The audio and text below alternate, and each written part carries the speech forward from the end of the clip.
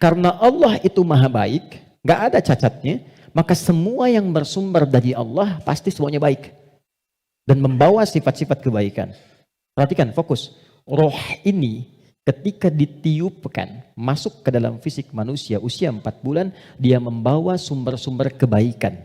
Karena datangnya langsung dari Allah, diperintahkan masuk, maka membawa akumulasi kebaikan.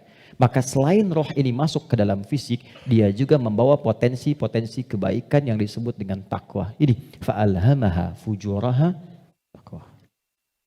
Pelan-pelan. Kalau fisik ini langsung dari Allah atau ada proses dulu? Terbayang nggak maksudnya? Kalau roh itu kan langsung kan? Allah firmankan, masuk kan? Kalau fisik langsung tercipta ada proses dulu? Proses. Tadi kan sampai 4 bulan demikian. Sebelumnya ada proses dan sebagainya. Proses kan? Karena proses didahului dengan ikhtiar, maka tidak sama sifatnya dengan takwa. Dia membawa sifat bawaan disebut dengan fujur. Sekarang perhatikan, saya ilustrasikan. Bismillah. Ini ada gelas. Oke, kosong ya. Ini kalau kalau saya isi air bening, ya kosong kan? Saya bukan ingin sulap ya, cuma ingin tunjukkan. Kalau ini saya isi air bening nih, bening, oke? Bening. Lalu saya campur dengan kopi. Jadi apa warnanya? Oke, berubah warna kan? Intinya hitam misalnya. Saya kasih susu, berubah warna kan? Baik ya? Maka perhatikan baik-baik. Kalau kita ilustrasikan, ini ada tempat, dimasukkan kemudian air bening. Gambarkan yang bening itu takwa ini. Jelas? Takwa itu tadi sifat yang melekat kepada apa? Roh. Masih ingat? Kemudian dia bercampur dengan ini, sifat bawaan dari fisik. Kenapa saya sebut tidak langsung dari Allah, tapi melalui proses ikhtiar yang Allah tetapkan? Karena maaf sekali. Kenapa namanya disebut fujur? Karena ini berkumpul segala macam bentuk di sini. Apakah teman-teman mencari semua yang halal, yang dimasak oleh istri, masuk kemudian ke dalam mulut dan perutnya, dan terkonsumsi oleh janinnya? Apakah dipastikan semua halal? Kalau dia menjadi halal, akan jadi baik. Kalau dia menjadi syubhat, ya akan menjadi bercampur. Kalau dia dari yang haram akan menjadi kotor. Karena itu yang bersumber di fisik disebut dengan fujur, yang ini pasti baik. Tadi saya katakan, kalau campurannya susu, bening, bagus, nyaman. Tapi kalau campurannya kotor, lumpur dan sebagainya, maka jadi bermasalah. Maka jangan pernah membawa sesuatu yang haram, dibawa ke rumah, apalagi dikonsumsi anggota keluarga. Karena itu pasti akan merusak dan berpengaruh kepada karakter. Karena masuknya ke sini. Itu pasti tuh. Pasti. Pernah ada riset begini, ini saya langsung lakukan. Saya baru pulang dari Tripoli, mengajar di satu tempat di Bekasi. Kemudian tiba ada anak yang tidak biasa. Ini menarik ini. Anaknya unik sekali. Tapi ibunya solehah. Rajin, bapaknya solehah. Bapaknya soleh, ibunya solehah. Jadi rajin ke majelis ilmu dan anaknya unik.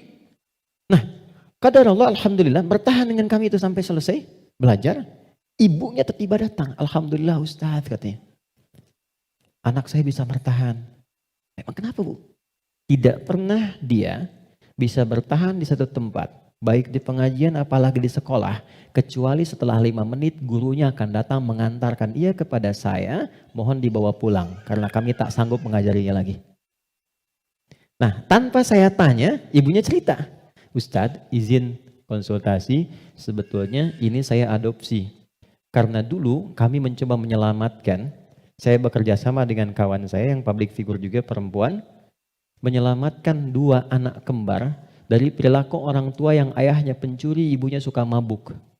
Jadi begitu sedang mengandung, ibunya masih minum minuman yang diharamkan itu. Maka itu berpengaruh kepada janinnya, lahir ia. Nah, mengeluarkan itu nggak mudah tuh, karena sudah menjadi daging. Maka harus disupport lagi dengan yang halal, ditanamkan lagi yang baik-baik supaya keluar itu. Nanti ada tahap yang ringan, tahap yang menengah, tahap yang paling susah. Tapi itu semua ada caranya untuk mengembalikan. Yang ingin saya gambarkan adalah, hati-hati kita ilmiah sekali hari ini. Ini bawaan dari gabungan fisik sifatnya fujur, yang ini roh membawa sifat takwa. Karena takwa yang bening bercampur dengan fujur, maka merubah keadaan roh. Yang tadinya murni seperti biasa, karena roh membawa sifat takwa, nyampur jadi ini, bercampur dengan fujur. Maka merubah nama roh kemudian menjadi nafas. Pelan-pelan, pelan-pelan. Kalau roh saja yang dibawa sifat takwa, udah pasti baik tuh. Tapi karena dia bercampur dengan ini, yang bahannya banyak tuh, ya, dan sifat fujur, maka berubah nanti dari sifat yang takwa ini bercampur dengan fujur, merubah nama roh saat masuk ke dalam tubuh, berubah menjadi nafas. Dari sini diserap ke dalam bahasa Indonesia menjadi nafas. Ya, maka dikatakan seseorang bisa bernafas ketika rohnya masuk. Tapi dalam keterangan Al-Quran bukan cuma bisa nafas, di situ akan tergabung takwa, potensi yang dibawa oleh roh sebagai sumber kebaikan. Di sini ada fujur, potensi yang dibawa oleh fisik, ya, yang kadang-kadang menjadi lawan daripada sifat kebaikan. Sepan. Sampai di sini bisa dipahami? Artinya apa? Artinya, maaf, di dalam diri kita ini, siapapun manusianya, pasti ada potensi kebaikan. Ini sifat dasar manusia itu baik. Itu sifat dasarnya. Nggak ada yang nggak baik. Makanya, maaf, sepencuri-pencurinya pencuri, sebetulnya hatinya menolak. Ketika akan mencuri, pasti hatinya menolak itu. Itu salah. Karena itu pencuri nggak mau dicuri. Coba kalau 3 orang mencuri, yang satu misalnya menyembunyikan hasil curiannya, maka bosnya akan berkata, maling kamu. Padahal mereka baru maling gitu kan. Ya? Oke, pelan-pelan ya. Jadi singkatnya, di dalam diri kita terkumpul semua potensi kebaikan yang dibawa oleh roh. Dan saat yang bersamaan, ada potensi yang dibawa oleh fujur dari fisik. Ada di sini, ini lawannya. Nah, yang menarik begini, yang menarik, ini potensi takwa ini, akumulasi semua kebaikan, kita sebut dengan sumber positif, gini. Yang ini, didesain oleh Allah sebagai lawannya, kita sebut kutub negatif begini, fujur. Pelan-pelan ya. Dan ini sudah menjadi hikmah kehidupan. Apapun yang bisa bergerak akan selalu ditemukan positif dan negatif. Anda beli robot-robotan pakai baterai, pasti ada kutub positif dan negatif kan? Ya kan? Proton dan neutron. Dalam proton nanti ada neuron dan macam-macam, ada partikel, ada atom dan sebagainya. Jelas ya? Ini semua hukumnya sudah begitu. Ini hukum kehidupan. Tapi kaitan dengan diri kita, ini yang harus kita sadari. Saya turunkan ke sini untuk lebih mudah. Nafas, di sini ada takwa, semua kumpulan sifat baik, jujur, rendah hati, kemudian sabar, dan seterusnya. Saat yang bersamaan, di sini ada lawannya, sifat fujur. Jadi kalau teman-teman di sini menemukan jujur, di sifat fujur itu ada dusta. Kalau di sini ada rendah hati, di sini ada sombong. Kalau di sini ada sabar, di sini ada sifat amarah yang berlebihan, pemarah. Nah, kita mesti menyadari setiap manusia itu punya potensi jujur, tapi saat yang bersamaan punya potensi dusta. Dia punya potensi rendah hati, tapi saat yang bersamaan dia bisa sombong. Nah, yang paling menarik adalah bagaimana kita bisa mengendalikan ini sehingga yang keluarnya selalu yang baik. Dan yang ini bisa kita tutup, bisa kita tekan sehingga tidak muncul ke permukaan. Nah, inilah inti pembahasan kita yang akan kita turunkan. Saya ingin fokuskan betul pada apa yang akan saya terangkan saat ini. Jadi yang barusan muqaddimah ya. Sekarang kita mulai ke intinya. Saya ingin berikan penjelasan dari akarnya dulu supaya kita paham tentang diri kita. Jelas sampai di sini? Halo? Jelas ya? Oke. Yuk kita lihat. Kembali ke Quran surah Asy-Syams ayat 7 sampai 10. Wa nafsin wa ma sawwaha, dan demi jiwa nafas yang telah aku sempurnakan, kata Allah penciptaannya. Fa'alhamaha fujuraha wa taqwaha. Maka diilhamkan pada nafas ini ada 2 yang seakan berlawanan, yaitu fujur dengan bawaan ini dan takwa sifat baik. Sekarang lihat rumusnya. Qad aflaha man zakkaha. Qad, saya berikan gramatikal bahasa Arabnya dulu. Qad harfut tahqiqin wa taukidin. Huruf tahqiq yang menjamin sesuatu. Taukid yang menegaskan satu hukum. Cara menerjemahkannya, qad aflaha, aku jamin kata Allah. Dan aku tegaskan, orang yang mampu menata zakat, menata nafasnya dengan baik, maka hidupnya akan cenderung sukses dan bahagia. Apapun pekerjaannya. Baik, kalau Anda buka terjemahan, zakat itu diterjemahkan dengan menyucikannya. Qad aflaha man zakkaha. Ini kuncinya. Jadi kalau kita ingin menata kalbu, menata nafas, maka caranya dengan zakat. Zakat menyuci. Saya tanya ke akhwat ya, teman-teman. Kalau menyuci itu, membuang bajunya atau kotorannya? Oke. Saya tanya ke teman-temannya ikhwan yang pria.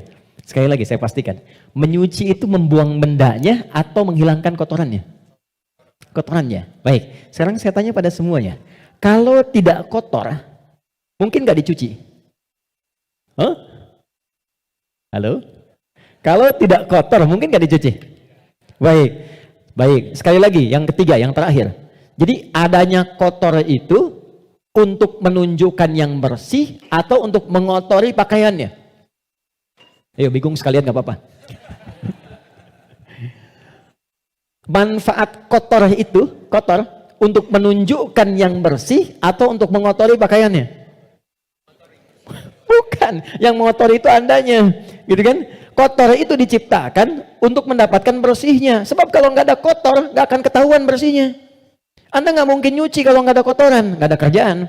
Tapi supaya ketahuan itu bersih, ditampakkan yang kotornya. Kan harus ada pembanding. Dari mana taunya orang itu baik? Kalau ada yang buruknya, bisa dibandingkan. Tahu dari mana dia jujur? Kalau ada bohongnya. Tahu dari mana bersih? Kalau ada kotornya. Maksud saya, kotoran itu diciptakan bukan ingin mengotori pakaiannya, tapi ingin menghasilkan kebersihan di balik kotoran itu. Karena itu menyuci, itu membersihkan kotoran, bukan membuang bendanya. Tarik logika itu ke sini. Qad aflaha man zakkaha. Allah menciptakan sifat fujur bukan ingin menjadikan manusia itu terjebak dalam keburukan. Jadi jangan bertanya begini, kenapa Allah ciptakan sifat dusta? Kan saya nggak akan berdusta kalau begitu. Kenapa Allah ciptakan sifat sombong? Kan saya nggak akan sombong kalau begitu. Bukan, kata Allah, pada asalnya diciptakannya fujur dengan semua sifat ini adalah untuk menjadi katalis dalam bahasa kimianya itu. Supaya dia bisa menstimulus supaya baiknya keluar. Sebab kalau nggak ada ini nggak akan muncul. Contoh, bisa nggak ada sabar kalau nggak ada marah? Antum pulang ke rumah, ketemu istri, tiba-tiba nyampe rumah, istri bilang, "Pak, sabar ya Pak, sabar," gitu. Padahal nggak ada hujan, nggak ada angin, nggak ada apa-apa. Kira-kira respon antum gimana? Sayang, kamu sehat? Kan? Nggak mungkin kan? Ada amarah, pim. Mau marah nih, sabar aja, sabar, nggak usah dibalas. Nah, kapan ada sabar kalau ada pemicunya? Kapan ditemukan jujur? Ketika ada dusta. Jadi dusta itu diciptakan bukan ingin menjadikan Anda sebagai pendusta, tapi sebagai katalis supaya jujurnya muncul. Sabar diciptakan dan marah diciptakan untuk supaya yang baiknya muncul. Sebab kalau nggak ada marah, sabarnya nggak akan naik. Paham nggak sampai di sini? Nah, cara kita mengolah dibalik kata Quran, qad aflaha man zakkaha. Kalau satu waktu terjadi muncul dorongan yang mendorong dari sini, fujur ke nafas. Cara kerjanya begini supaya lebih paham. Gak apa-apa, saya menghapus saja. Bismillah. Jam 3 saya dari Bandung, ya Allah. Aku sudah hari Kamis. Saya nerangkan sendiri. Kehormatan bagi saya Presiden Musyawarah. Enggak usah ini aja, supaya nggak ada beban. Jazakallah. Nggak apa, ini aja. Baik. Kasih banyak. Jazakallah khair. Semoga dapat tambahan rahmat.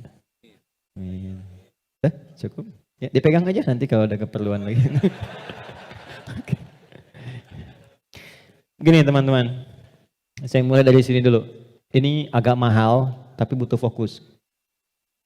Ini nafas. Nafas itu inti jiwa nih di sini. Kelihatan ya? Intinya di sini. Di dalam inti ini ada lagi turunan tadi.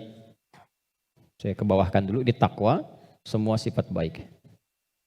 Yang ini fujur. Ini lawannya. Nafas itu adanya di dalam kolbu. Kolbu begini. Yang sering terjemahkan dengan hati. Adanya di sini, kolbu. Kolbu adanya di sodrun. Nih, ini. Masih ingat teman-teman kalau sholat kan, Allahu Akbar tangannya di sini kan? Ini posisi tangan ini sodrun. Di dalam sodrun ada kolbu. Nih, ini ada sodrun. Semua apa yang kita lakukan, sumbernya dari sini. Misal, kita mau bicara nih, kalau yang keluar baik, itu ini yang perintahkan dari sini. Ke sini, ke kolbu, ke sodrun, keluar, ditembuskan langsung ke akal kita, keluarkan sepersekian detik. Kalau yang keluar, yang buruk, sumbernya dari sini. Jelas? Nah, saya ingin katakan dulu sebentar, setan sudah meminta kepada Allah sejak Adam diturunkan supaya diberi kewenangan untuk menggoda yang ini. Itu nanti ada di surah An-Nisa di ayat yang ke-118. Dari ayat 116 sampai 118. La'anahullah wa qala la'attakhidanna min ibadika nasiban mafruḍa. Ketika dia dilaknat oleh Allah, dia berkata, ya Allah, izinkan aku menggoda satu bagian dari manusia. Maksudnya yang ini. Di sini sumber keburukan nih.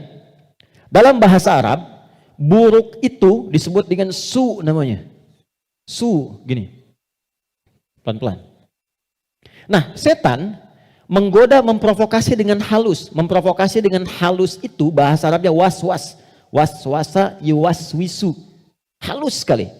Dia masuk lewat sini, sodrun. Jamaknya sudur. Jamak dari sodrun, sudur. Karena manusianya banyak. Di Quran surah ke-114, alladzi yuwaswisu fi sudurin nas. Dia menggoda ke sini, ke kolbu, ke sini. Alih-alih bicara yang baik, dia katakan keluarkan yang kasar. Tak sadar keluar. Begitu keluar bentuknya dalam bentuk perbuatan, maka keluar namanya su, kata-kata yang kotor. Kata-kata su. Karena ini melewati nafas, nih, kan dari nafas nih. Tidak dilihat fujurnya, yang dilihat nafasnya.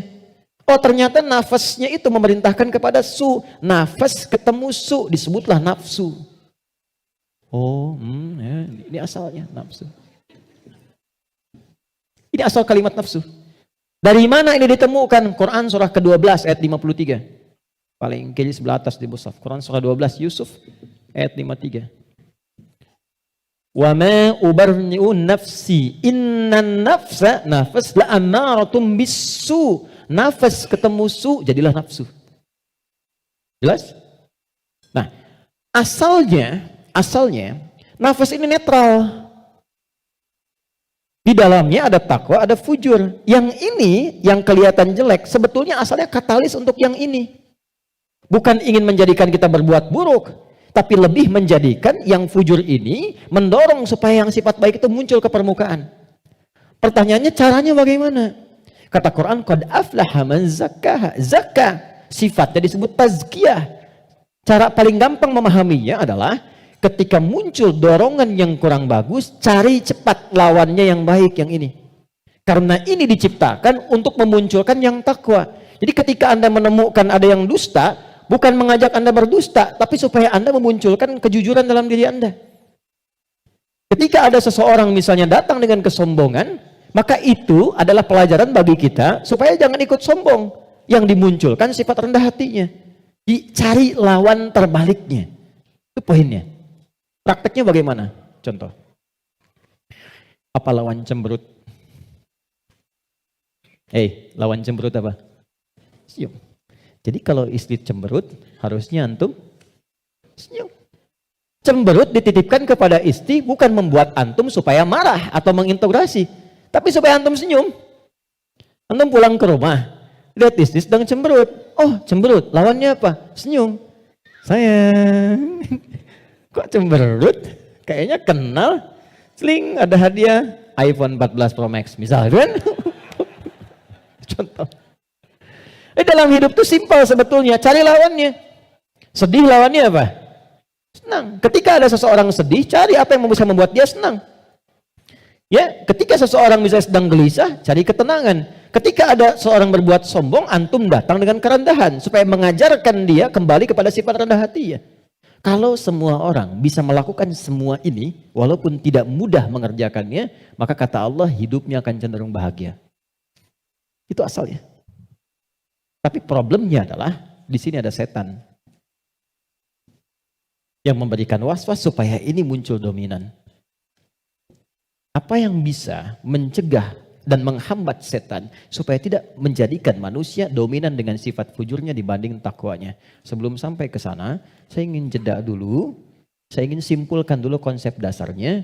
Jika kita ingin menata nafas dengan baik, sehingga tidak didominasi oleh nafsu, sifat-sifat yang kurang bagus, maka setiap mendapati kekurangan-kekurangan atau hal yang kurang positif dari siapapun lawan kehidupan kita, maka cepat munculkan lawan baiknya.